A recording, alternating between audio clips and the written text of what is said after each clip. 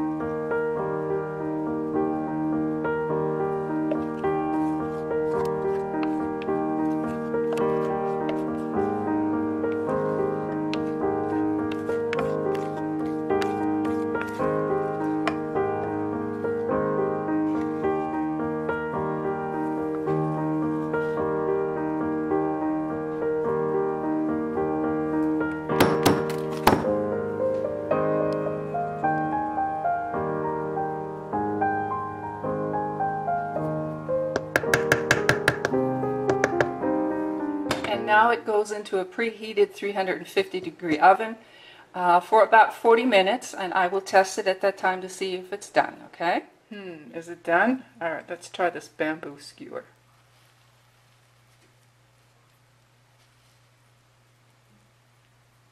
Well, except for a couple little crumbs, I think it's done.